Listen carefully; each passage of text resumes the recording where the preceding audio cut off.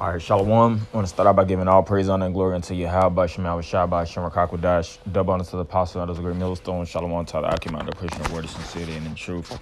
Yeah, this is just going to go into news and current events, prophecy.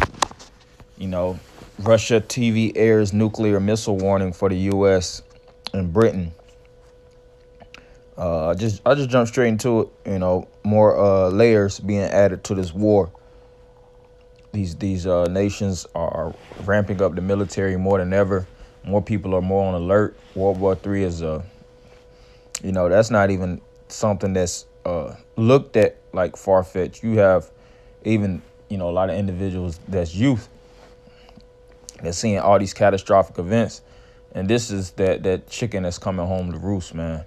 Ezekiel the 38th chapter, as well as various other scriptures, predominantly that Ezekiel 38, which speaks about Gog and Magog, the Most High putting the hooks back in their jaws, because the Most High through the Spirit is putting a heavy vibration on Russia to, stay war hungry, take full advantage of the position that they're in. Right now the war with Ukraine is speaking in the news that it's pretty much kind of like a struggle.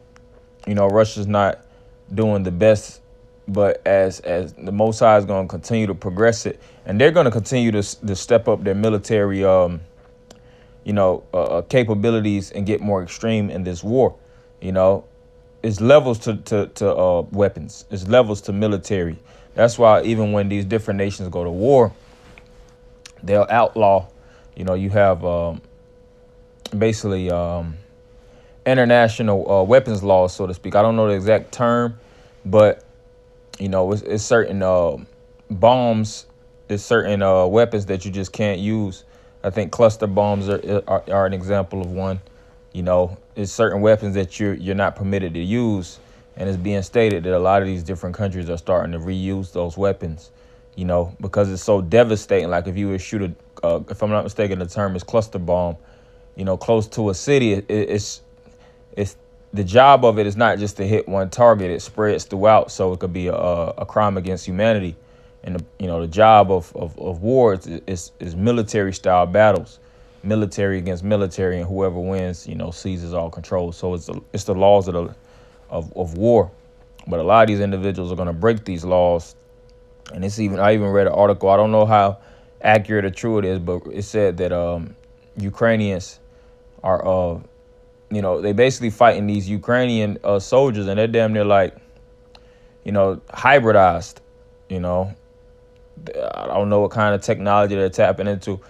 Biden, I just watched the video also. Biden donating more billions into Ukraine. These billions of dollars aren't just for no outdated ass guns, man. Guns that jam. Jake will look at these little pistol.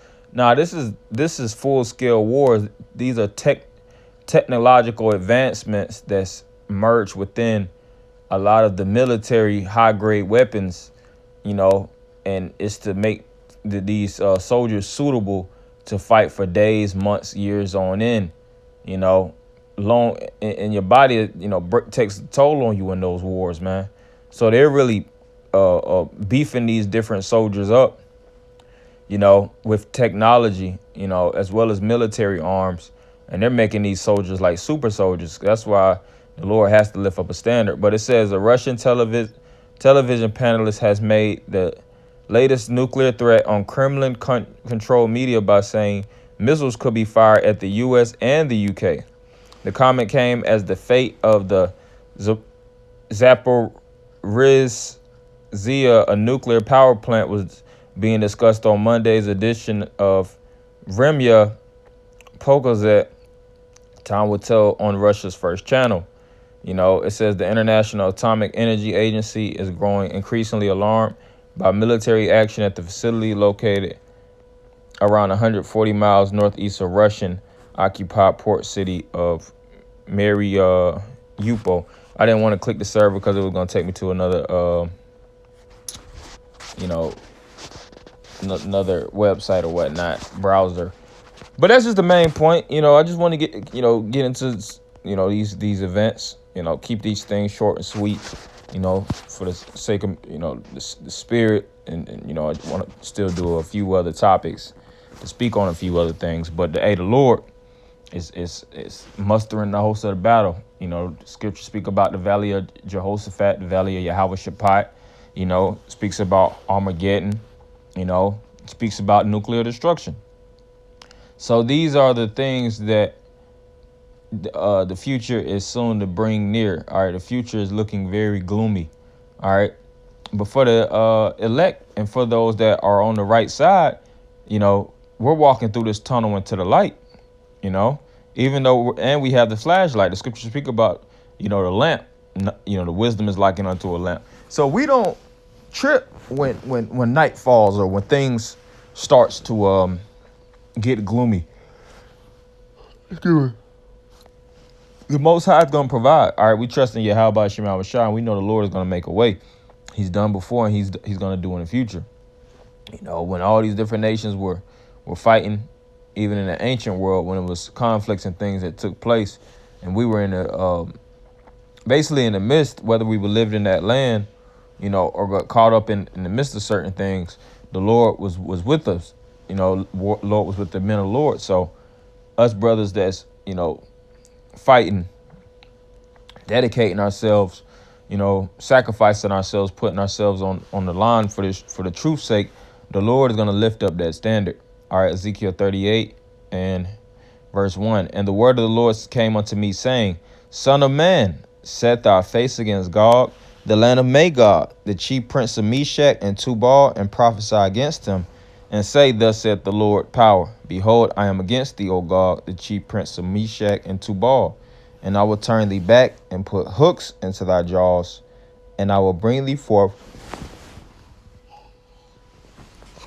and I will bring thee forth in all thine army, horses and horsemen, all of them clothed with all sorts of armor, even a great company with bucklers and shields, all of them handling swords. Persia, Ethiopia, and Libya with them, all of them with shield and helmet. Gomer and all his bands, the house of Togarmah of the north quarters and all his bands, and many people with thee. You see, so it's not just going to be just Russia and U.S. It's going to be a lot of these different nations that's going to lock horns. Turkey, like I said, Ukraine, Israel, Iran, a lot of these African nations, the whole world. That's what a world war is. When all nations basically have to participate, because all these nations are interlocked when it comes to economics any damn way.